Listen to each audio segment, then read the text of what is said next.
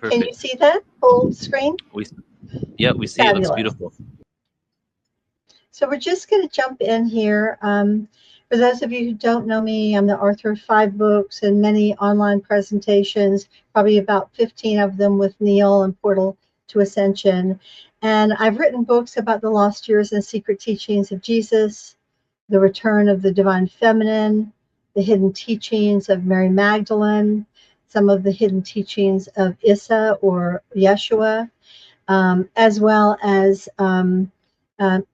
uh, books about angels, the celestial realms, the angelic nature of the soul, and the journey that we're all on. But today we're going to be talking about the secret life of Mary Magdalene and the return of the divine Sophia in our day and age. And there's a great deal to say about this. In fact, I'm teaching a 6-month course for initiates for Saima on the subject, but we're trying to condense it down to 1 hour and 15 minutes today. So we have a daunting task ahead of us. In many ways, we can really say that Mary Magdalene is the lost goddess of Christianity, the one who has been marginalized or not acknowledged for the high initiate and supreme aspect of heart consciousness that she held as she walked alongside Issa and the male and female apostles. She is in many ways really the female Christ, or the unacknowledged female Christ, associated with the divine Sophia. And we don't have time in this presentation to really talk about Sophia, but the ancients conceived that the divine mother, the creator of all things, the wisdom consciousness, was the mother Sophia, and that the mother had a daughter Sophia that came into the world again and again and again to help humanity, much as the divine masculine, the divine father, has a sun energy or an aspect of itself that comes into the world again and again. And we see this in Osiris, we see this in Jesus, we see this in some of the great masters. But certainly these two come as a couple, as we've seen, Isis and Osiris, Jesus and Mary Magdalene, many times. And of course, she's associated with the Shekinah, which is the breath of God, and the white dove. This is one of her symbols.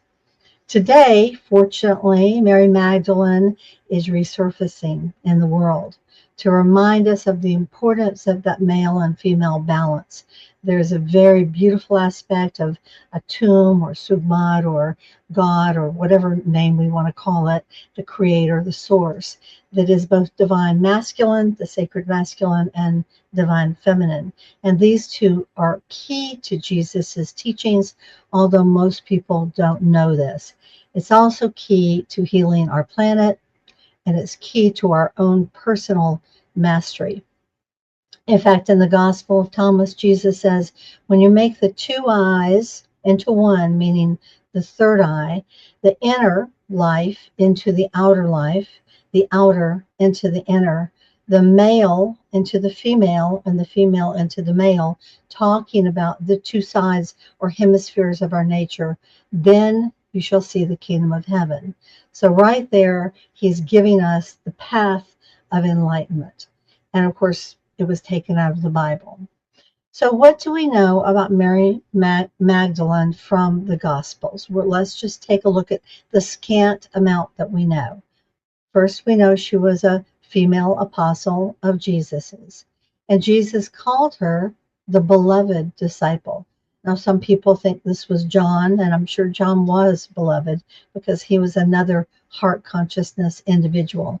But we see here Mary Magdalene with her reddish blonde hair sitting at the feet of Jesus, while Martha, her sister, is serving beverages. She was also known as the apostle of all the apostles. So even above the male apostles, she was honored with that title. She was called the woman who knew the all.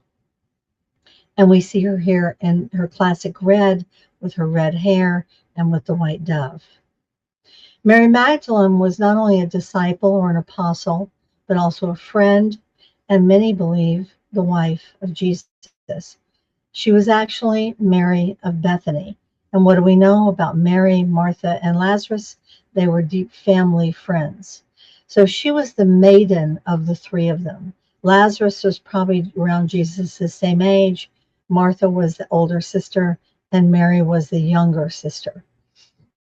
Here they're depicted at their home in Bethany, and you can see Martha. Here's Mary at Jesus' knee, and Lazarus. Here we have a Middle Ages painting of Mary, Martha, and Lazarus.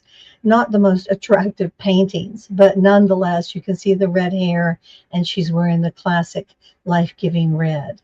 Here we have a book cover about Lazarus, Mary, and Martha. So there are others that have made this connection. Mary, Magdalene, and Martha are here. Martha's shrouded. Mary shown with the red hair. Again, not the most gorgeous of faces, the way the painter painted them, but she's shown with the disciples, Leonard and Peter here. And you can always tell by symbols. So this would be Peter over here with the keys to the kingdom. He was, of course, the rock upon which the Catholic Church was built. She was always described as having red hair or reddish blonde hair. And of course, Mary, the mother, was always depicted with dark hair. Here we see her being depicted with blonde hair. This was when Jesus came to raise her brother Lazarus from the dead, who had gotten so sick. So this is Lazarus coming out of the cave and Jesus saying, get up. And here's Mary Magdalene, who's, fainted. She's almost always painted, and this is a code among a lot of the painters over the last, 1,500 years, who knew they were initiates, many of them that knew the true story. They would paint her with red and green, and sometimes it would be red and blue. Many times they would be commissioned to paint Mary the mother. It was usually her colors were blue and white, but they would do red and blue instead because they knew that Mary Magdalene needed to be honored and she had been, let's say, dismissed. Here we have her again in red and green. Here's red and green again. So why? Why would they choose those colors? Well, green represents new life and the new seeds from which, the tree of life, the new hope, the fertility of the earth, the greening of the land. It was the end of the age of Aries, the beginning of the age of Pisces, and the beginning of what we hoped would end 2,000 years of war that was happening all over the Levant, the Middle East, Egypt, Greece, Rome, the Jewish lands, Israel, Assyria, Chaldeans, all of those guys have been fighting for 2,000 years. Now, it didn't end the fighting, but it ended a lot of those wars. And it was the planting of a new seed and a new era, just as we stand today at the end of the age of Pisces and the beginning of the age of Aquarius, the planting of a new seed that can take bloom in our time and in our age. Well, red is the color of blood, isn't it? It's the color of life. Without red blood, we can't live. And it's also the color of the sacred bloodline of Jesus, which was covered up by the church. And we're going to take a look at that. And again, there's a lot to say about this subject, but we'll sort of condense as much of it as we can in this presentation. Red is the color of the life-giving mother. Within the goddess tradition, it was the maiden who wore white, the mother that wore red, and the crone or the matron that wore black, and that held the secrets to life and death and the other side. So here we are with the reddish blonde hair, dressed in red. And what is she doing?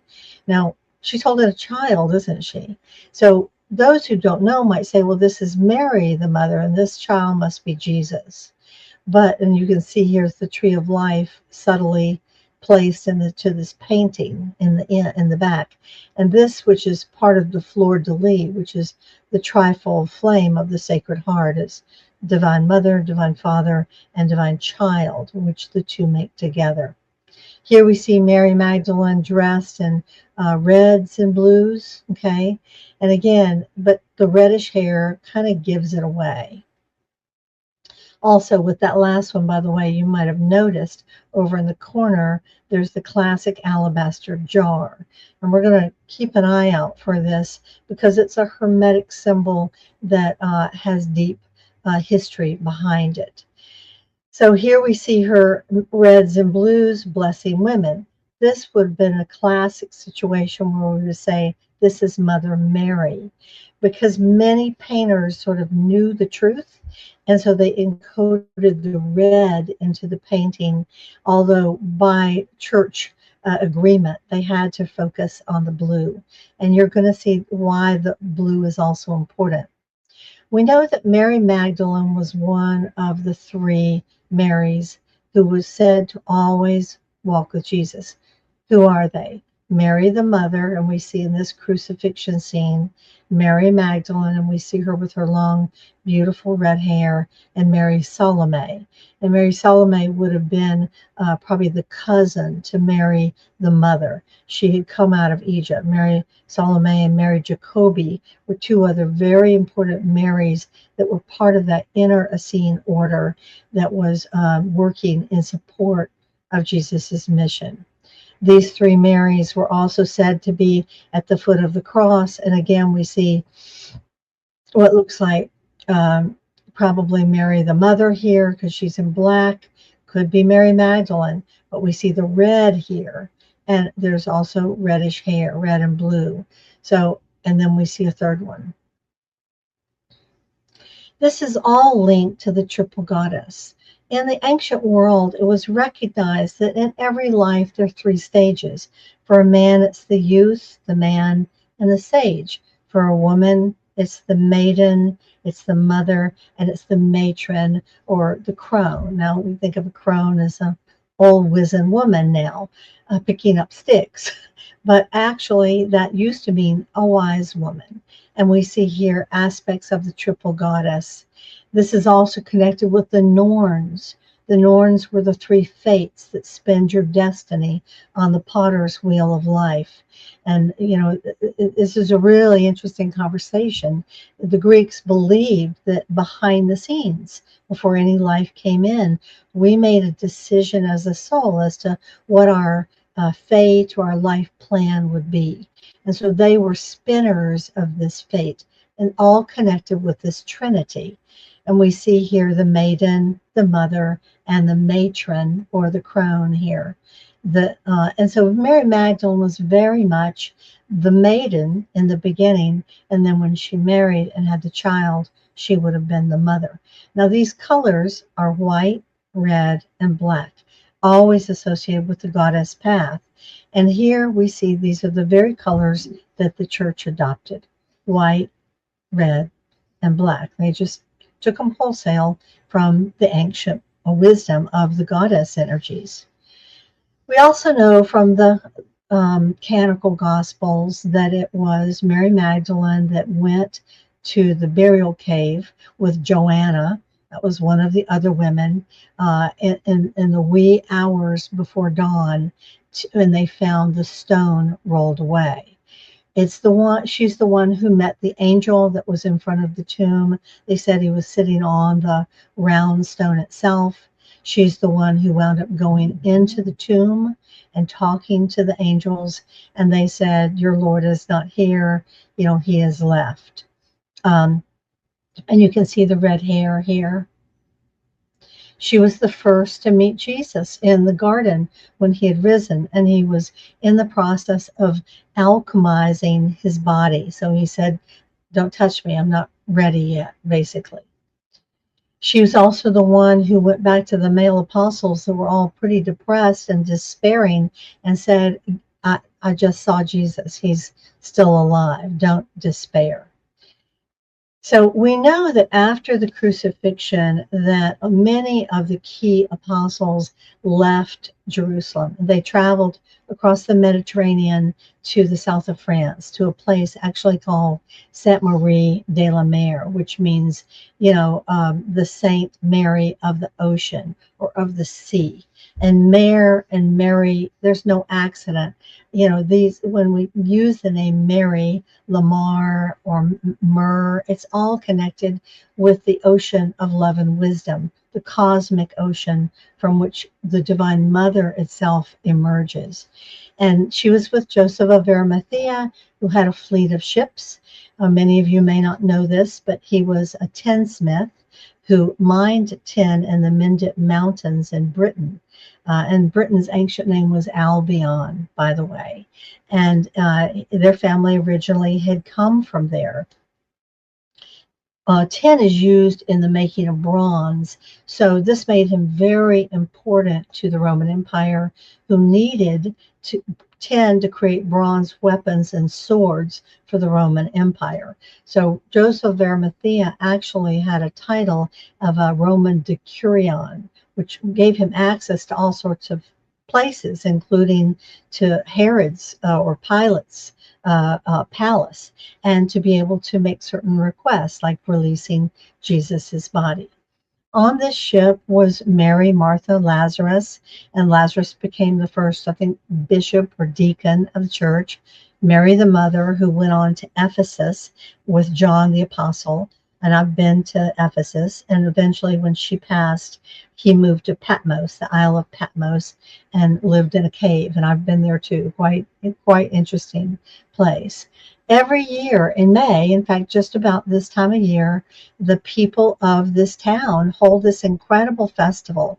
And the white horse is always associated with the return of the Christ and also with the pure white maiden, just so that you know. Now you see two of the Marys here. Some will say it's Mary Jacobi or Mary Salome, or it's Mary the Mother, or it's Mary Magdalene. The church has not really known what to do with Mary Magdalene. She's been a problem for them. So they said, well, she landed and then went on and lived in a cave for the next 30 years, Lisette Balm. I'm sure she did at some point go to that cave, but really she had many, many years of teaching and traveling in France and England before her. Afterwards, Mary Jacobi and Mary Salome stayed in Sainte Marie de la Mer, but Mary Magdalene traveled to Britain with her with Joseph of Arimathea, which was Jesus's uncle. And you see the classic two cruets here. This is actually a stained glass window in Glastonbury. And again, we see like the tree of life here. There's all sorts of symbolism if you know really what to look for. In this depiction, Mary Magdalene is shown with a book, marking her as a scholar and as a teacher. But throughout the Celtic Isles, there are many beautiful stained glass windows of Mary. And someone might say, well, this must be Mary the Mother. But look at all this red. Look at all this green. Once again, many of the artists for many centuries were part of what was called the underground stream. And it was the stream of the mysteries of knowledge that had to go underground because the overt mysteries were persecuted during the many, many centuries of the Inquisition. Here's Mary Magdalene shown feeding children, and you can see the little bit of red hair. Now, are these any children, or are these her children? Some believe Mary Magdalene and Jesus had one child. Some believe they had two. Some even think that they might have had three children. But again, you keep an eye open for the symbolism. Here's the red, and here's the blue, and the gold always represents royalty. So Mary Magdalene tending the sick. Again, this is red hair. Now you could say, well, she's got red hair too, and so does she. You know, I guess they could have made it black, but they were probably dealing with some of the artistic constraints here. But she's reading a book, and of course they've written in here Holy Bible. But she traveled with the apostles before the crucifixion, tending the sick. Many of the women did that while the men would repair things in the town. Here's more stained glass windows. These again are from Britain. You see the reddish gold hair. Here she is in the garden she's offering him the alabaster jar. And there are many ways that this shows up, and it has a deeper meaning. Here she is with a book once again. Here she is with her gorgeous red hair.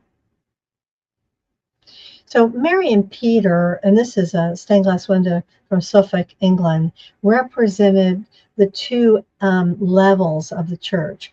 In the mystery schools, all the mystery schools were created on three levels. The first was normally the divine feminine. You learned healing, connection with nature, and you awakened your spiritual gifts of empathy and heart, clairvoyance, clairaudience, clairsentience. The second was generally the masculine, where you learned mathematics and sacred geometry, and you begin to also have more initiatory experiences, which involved the feminine side. And finally, in the third level, you came into mastery, which brought the masculine and feminine together.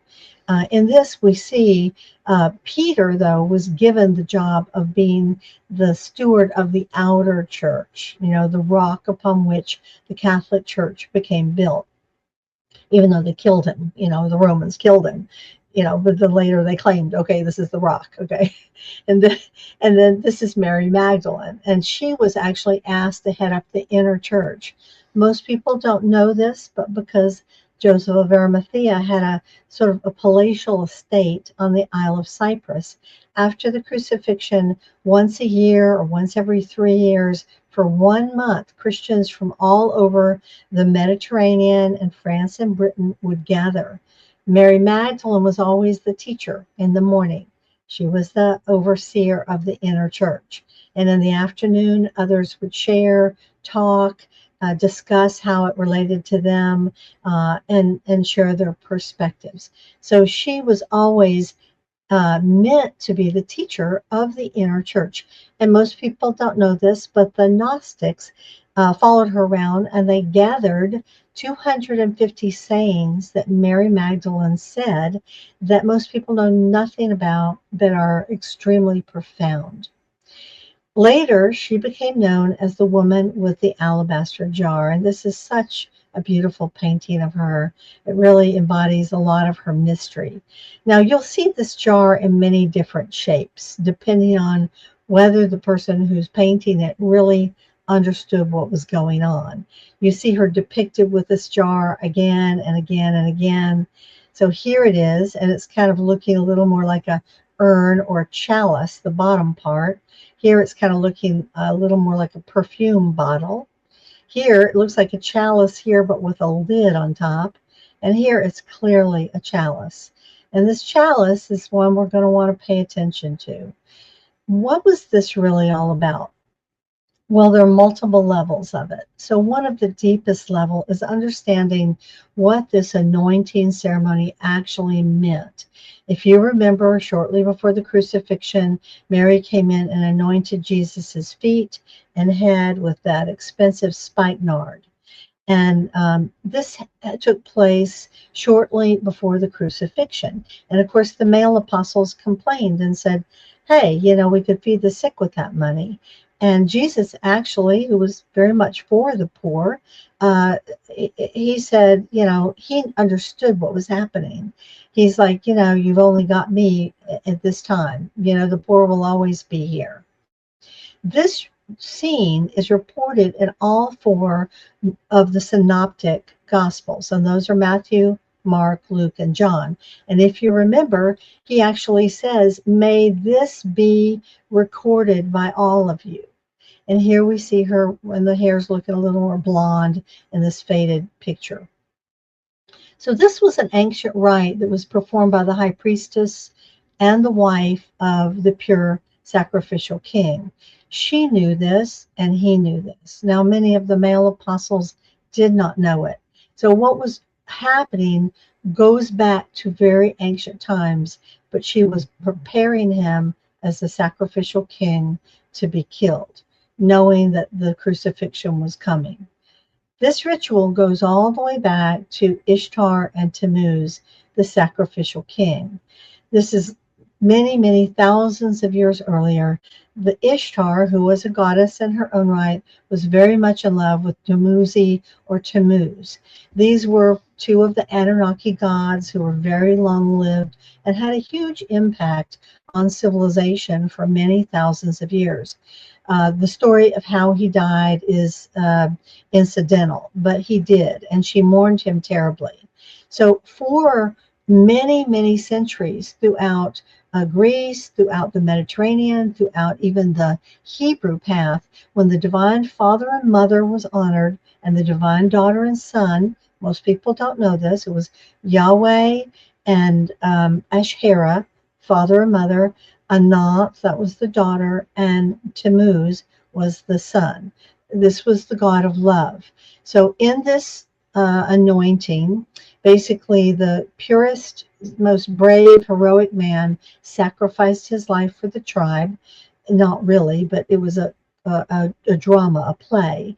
And they went into the cave and was buried, and everyone mourned for 3 days and 3 nights. And at the end of that time, he rose from the dead. But the goddess, his wife, went in and anointed his body with oils. And he rose from the dead, and everyone celebrated, and it was the beginning of spring. So this is a very ancient rite that was practiced in many countries. But what this does is it establishes Mary Magdalene as the high priestess in this ancient path of wisdom and the wife of Jesus. In the Hebrew tradition, this would have ended after the Hebrews were released from captivity around 525 BC, released from Babylon. And only about 20% of them went back to set up the second Hebrew temple. The rest of them stayed in Babylon because they had been there 50 years and they had established lives that worked for them. So this is when the priest of Yahweh took over, completely suppressed the divine feminine, the divine mother, divine daughter, and divine son. But Mary Magdalene and Isis are connected not only because of these rites, but because of her history, as we're going to see. So when I grew up in the Episcopalian church, actually Baptist, Methodist, and then Episcopalian, I remember that we were told that Mary Magdalene was a prostitute. She was a fallen woman. How could this possibly be true if she was the educated Mary of Bethany? It makes no sense unless we realize that we're looking at a very big cover-up, a smear job, basically. So let's just take a look at what we know about Mary Magdalene. And again, if you can imagine, I have 6 enormous presentations on this, and we're having to do the condensed version. But maybe even in this, we can see that we know more than we think we know. The word Magdalene means great. So Mary Magdalene means Mary the Great. How does she get this title? So we have to ask, in the many years that are absent from the Bible, that I spent many years studying and wrote a book about the lost years of Jesus and where he went. He studied in the mystery schools with the Essenes, of course, with the Druids in India, with the Hindus and the Brahmins, with the Buddhists in the mountains of Rajagira, then with the Persians and the Saramong Society, then back to his homeland, then back to Britain, and then 7 years of study in the temples of Egypt. So he really did not start his ministry at age 30, like we've been told. The earliest he would have been about 37, 38 years old, and some believe 40, 42. And even the early church fathers talk about the fact that they shouldn't change his age in the Gospels because that wasn't accurate. So what happened to Mary Magdalene during all those years? Well, of course, she was growing up, but then she too went to study in Egypt. Egypt was just south of them. Think about it. And there were many Jews there. Alexandria was set up around 333 BC from Alexander the Great and Ptolemy. So this was a confluence of Egyptian, Jewish wisdom, a Greek wisdom. I mean, it was quite a phenomenal place. So she went to study in Egypt and to learn the mysteries of Isis. This is a really important teaching that had been going on for tens of thousands of years. Isis is the I am principle of the divine feminine, who's said to incarnate again and again like Sophia. She of 10,000 names and 10,000 places. She has probably 100 titles, and these are just some of them. Lady of Wisdom, Goddess of Healing, Beginner of Civilization, Creator of the First Loom, Inventor of the First Sail, Institutor of Marriage, Ender of Cannibalism, Protector of Travelers, Mistress of Magic, Mistress of Healing. So she went to train as a priestess of Isis in the Egyptian mystery schools. Now, Isis was always associated with this color blue. And you can see Mary Magdalene with her red hair and this blue. And she wore not only the red and the green, but also you see Mary and Mary Magdalene, Mary the mother, wearing this incredible Isis blue. And we see it in this image, and this would probably be more, you could think of this maybe more as Mary the mother. Here is Isis, and you see these same celestial stars around her head. She's standing in the middle. So if you, in Hermeticism, these two pillars represent, they were called Joachim and Boaz in the Hebrew tradition. And it is the path in between that we want to take. We can say this is the masculine and this is the feminine. It's the middle path that leads us to mastery. And we see here the two that become one in the triangle. We see the tree of life coming over and the tree of knowledge. These are some of the symbols, the J for Joachim and Boaz. We see the book of life. Here's the beehive. Isis was called the original beekeeper. Her priestesses were called Melissas because what do bees do? They produce honey. What's honey? It's a preservative.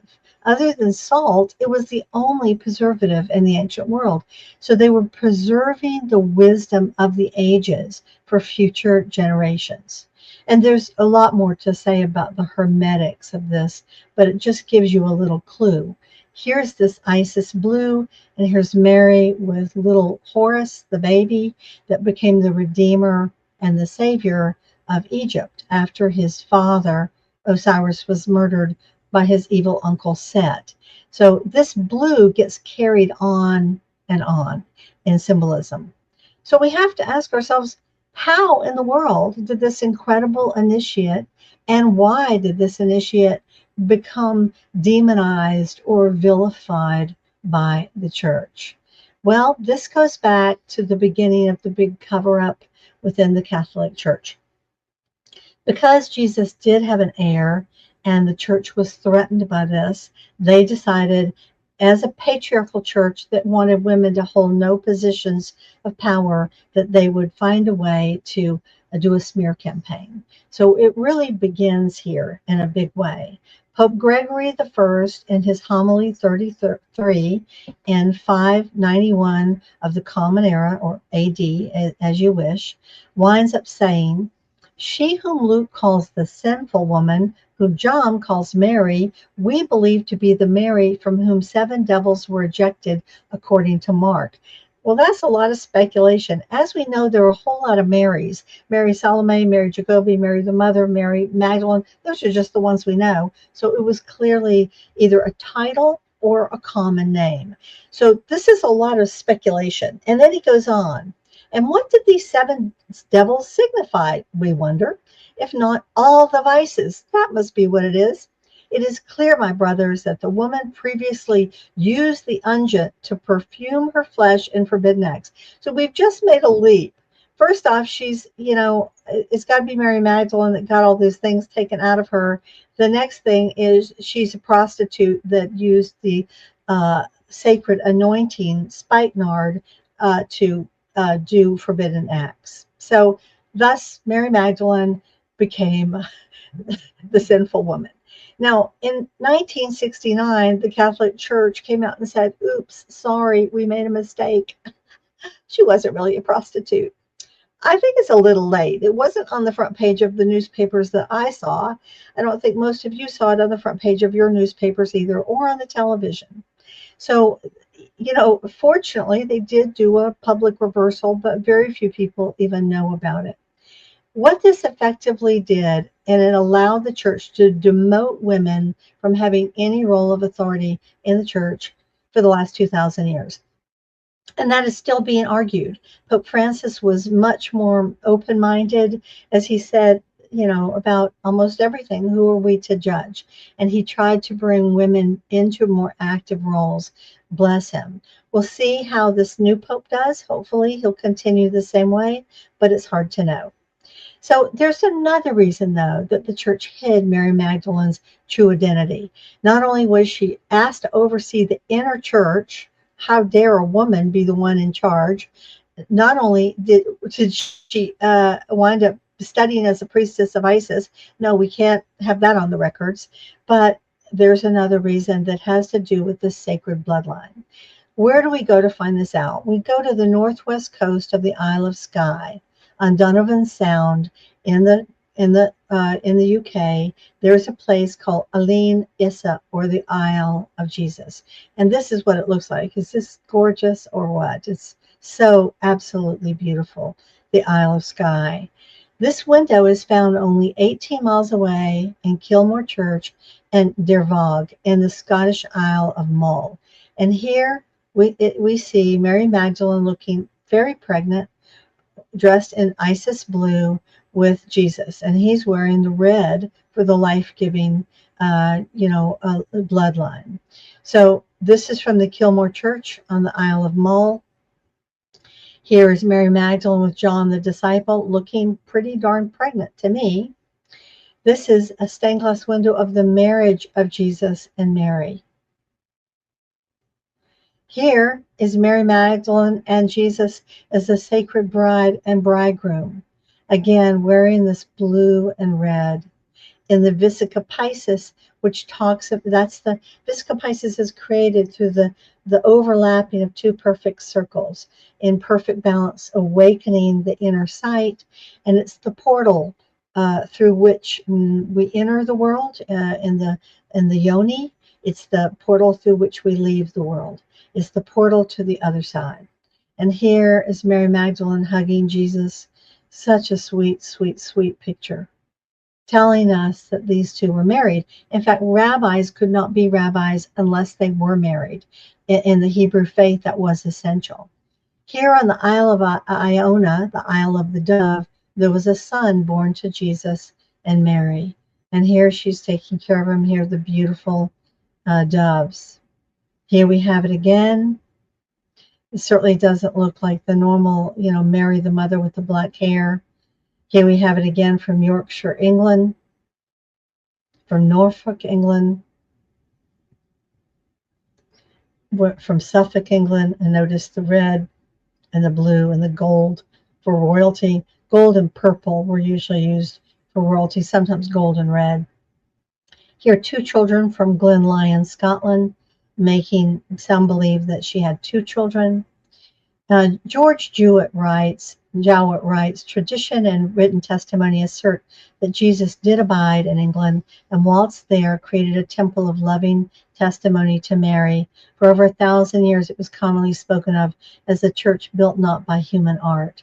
Now this is the Tor, the Glastonbury Tor, which used to be the Isle of Avalon. The ocean came in some 17 miles at the time of Jesus, and there were 7 islands that looked like the back of a dragon.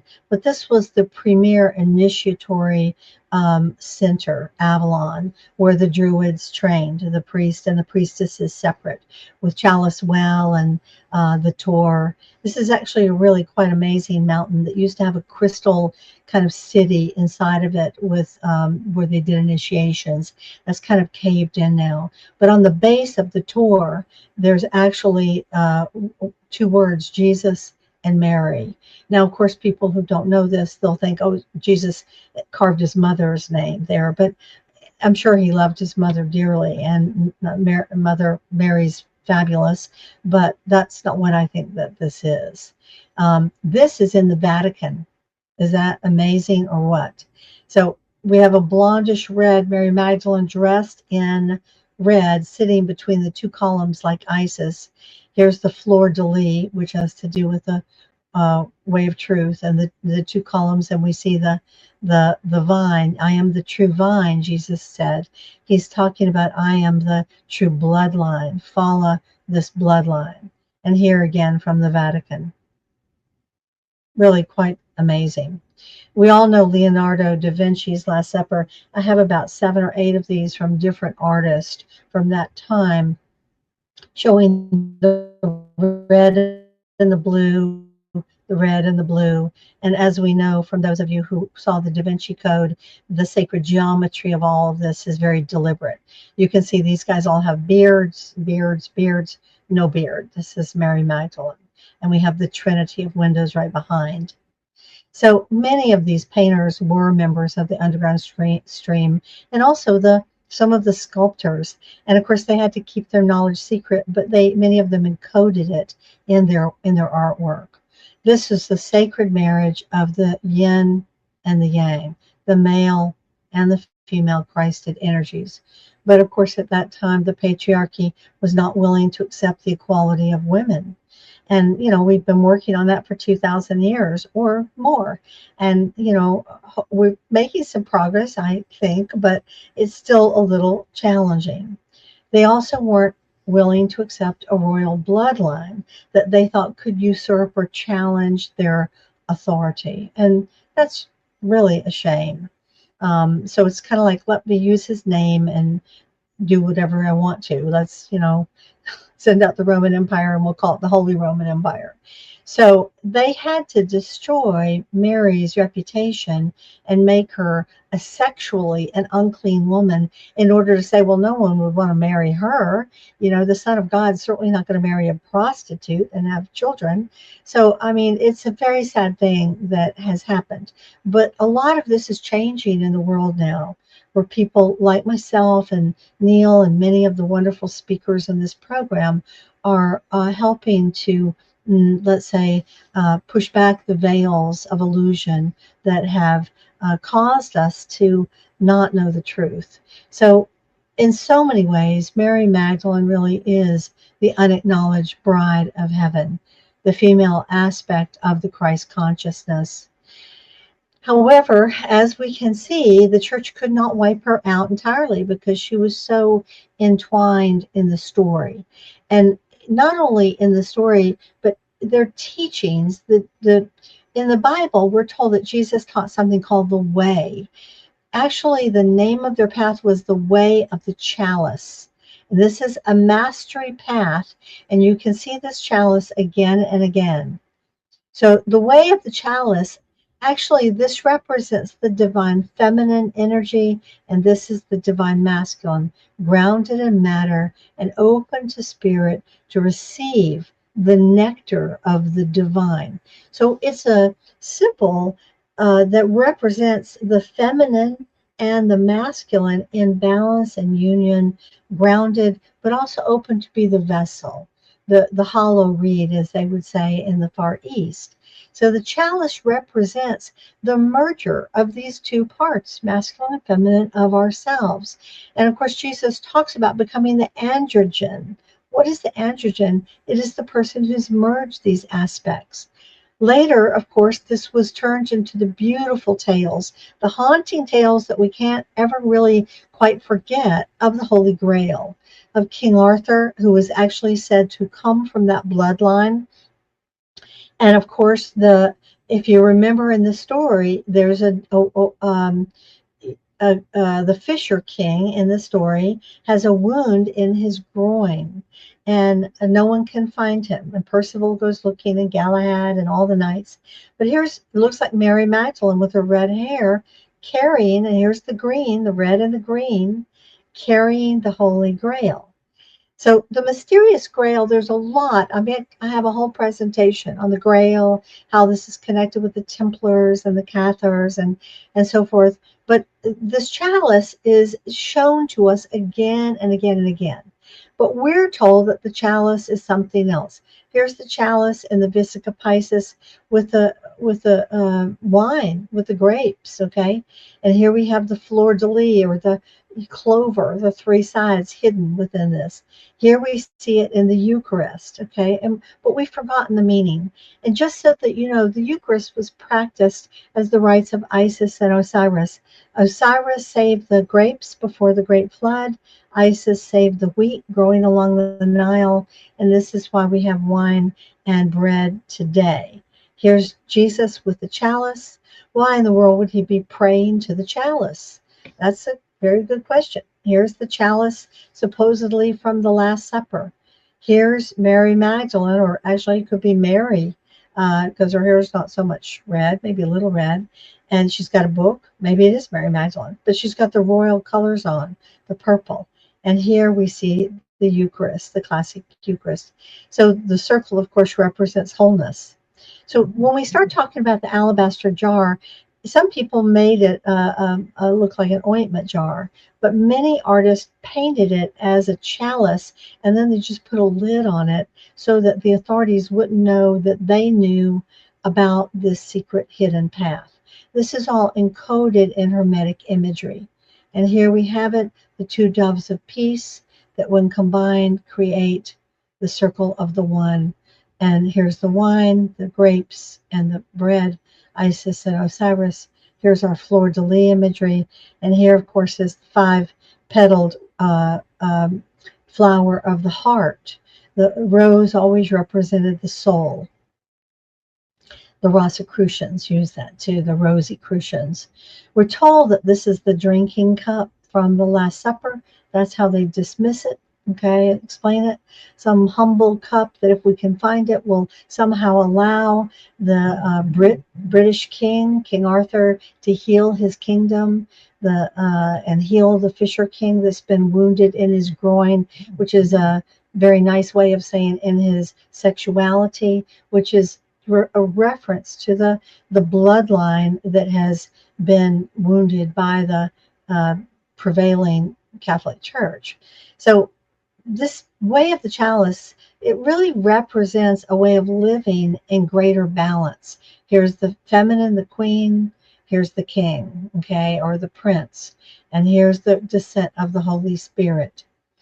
Understanding this balance is what makes us androgens or whole human beings. And those, of course, who don't walk on faith, they fall into the abyss.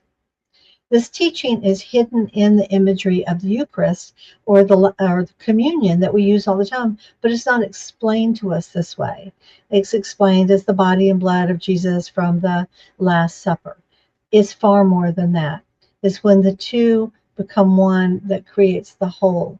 And with that, enlightenment occurs. Enlightenment happens. And it's hidden, of course, in the symbology of the quest for the Holy Grail, which is why this is such a beautiful and enduring legend. It's also hidden in the imagery of some of the alabaster jars. And we see it here as the Templars knew this wisdom, and they protected the divine feminine. This was part of what the Templars were about, as well as democracy and freedom. And of course, they were attacked, as we know, in 1307 by Philippe the Fair.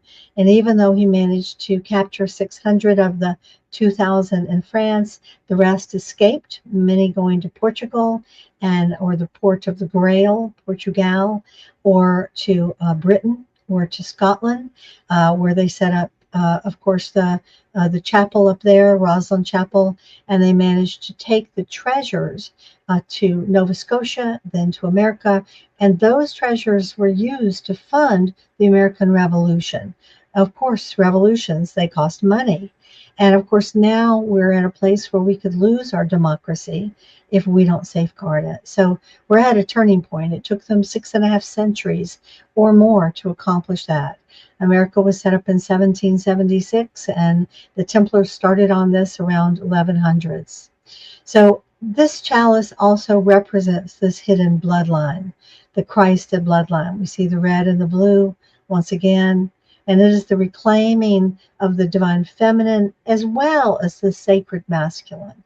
We have a lot of masculine, but it's not necessarily the sacred masculine in our politics, for example. It is on the people on this call, and of course that's what's going to change the world, is bringing these two together. And when we do this within ourselves and we enact it in our world, then we have a chance of bringing our own world back into balance and bringing us into the true Christed energies within ourselves. It's not looking for the outer partner. The alchemy takes place within us. And then perhaps an outer partner shows up. But that's not where mastery lies. Mastery lies within ourselves. And I want to end by sharing two quotes from the secret Gospel of Mary Magdalene. There was a time when Mary was teaching in the assembly, and a woman exclaimed, "Oh, now is the hour of the holy bride." And Mary said, "No. Before the bride is received, she must be rejected. And before the second coming, there must come a great darkness." And of course, we've been living through that for 2,000 years. Until the second coming of Christ, the wisdom of God shall not be received. When the bride is received, know that the second coming is near. So programs like this that are awakening people around the world, and share it with as many people as you can. This awakens the world because it gives us a chance to bring us back into balance. And so I'll officially end our time. I'll take a look at the time in a moment. And if there are questions or comments or anything else, that would be great. But you can reach me at triciamccannon.com. You can find my many books on Amazon or my website, some of my courses. And certainly I have a lot of courses with Neil that we've done throughout the years that I'm proud to talk about. I do have in Atlanta, the first weekend of June, there is the Expand conference here. And this is in person for 2 days, Saturday, June the 7th and the 8th. And it's called Awaken Your Inner Mystic. And for those of you who want to know about that, you can go to sacredstories.com and register. And you can do it as an online class if you can't make it to Atlanta in person.